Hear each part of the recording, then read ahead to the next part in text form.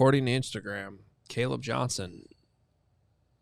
By the way, possibly my own eyes. A little 50-50 on that. Kaleb Johnson at Halas Hall today. You saw Kaleb Johnson? Might have. Well, Last it's night. not. And there's a picture of, like, on the video board when you walk in the Halas Hall, they have like a Kaleb Johnson thing up. No, he's there. I'm unclear if I saw him. That's what I was confused. Regardless, Kaleb Johnson. You saw him. He's been my guy. I think so. 131 carries between. I know our guy Steven's got a bunch of numbers on this. So the point of all this. No, this is Steven. This is a Steven special here. Some numbers on Kaleb Johnson. 131 carries between the left guard and the right guard last season. You know what that means? We're not even talking between the tackles. We're talking about between the guards, in the A-gaps. Between the duos. 839 yards, 6.4 yards per carry. He was the 94th percentile in yards after contact per attempt per PFF. The point of that all being this is part of the reason why I like him. It's not the only reason why I like him, but based on what the Bears have in their roster now, if they're not going to go out and get Ashton Genty, who can check every box, Kaleb Johnson I think is a really good compliment to DeAndre Swift, because DeAndre Swift only averaged 2.46 yards after contact per attempt last season. Johnson had 66 missed tackles forced. Swift had 38. That was all last year. Yeah. So it's almost like when you watch his tape that Kaleb Johnson is the running back that you would want DeAndre Swift to be. Not being disrespectful to DeAndre. DeAndre's had some good years here in the NFL. They're different styles. But both outside zone type of guys, right? That you want them to hit that whole home run hitter types. I don't think Kaleb Johnson's necessarily a home run hitter. He's more of a I think he's got the patience and then the burst to get between the big linemen up front and pick up, 8, 9, 10 yards at a time, but he's not going to necessarily be the home run hitter. He does have the top end speed. It just takes him too long to get there. At one point last season, he reached 22 miles per hour on a touchdown run, but if you look at his 40 time, his stock dropped a bit because of that. They were expecting to run faster as a result of that top speed, but his 10-yard split was really bad.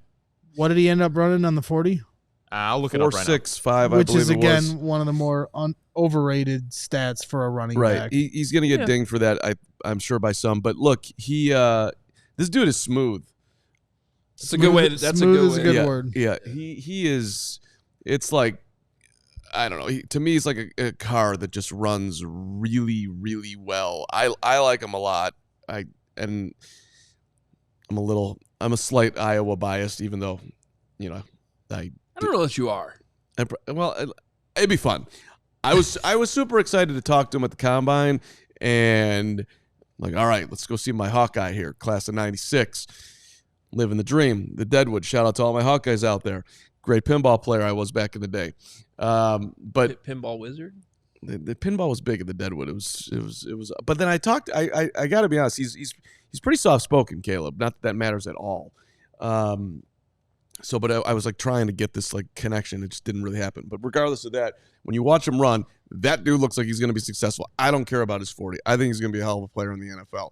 I think so too. And if they don't get Genty, then as a 39-41 pick, to me, I would be saluting it if they went that route. Well, and I guess what I'm saying too, when it's because maybe I'm just basing this off of last year with DeAndre Swift, and I'm not trying to be disrespectful to him, but when I say Kaleb Johnson is the running back that you'd want DeAndre Swift to be, well, to your point, Kaleb Johnson got a lot of his work through the guards, and DeAndre was just constantly trying to bounce outside.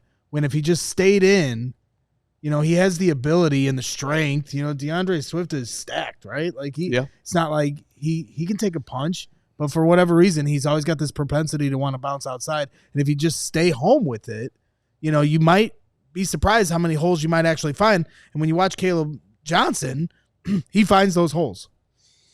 Right. Well, and that's why I guess I respectfully disagree with you. I don't think DeAndre Swift has that ability to find those holes. Oh, I see.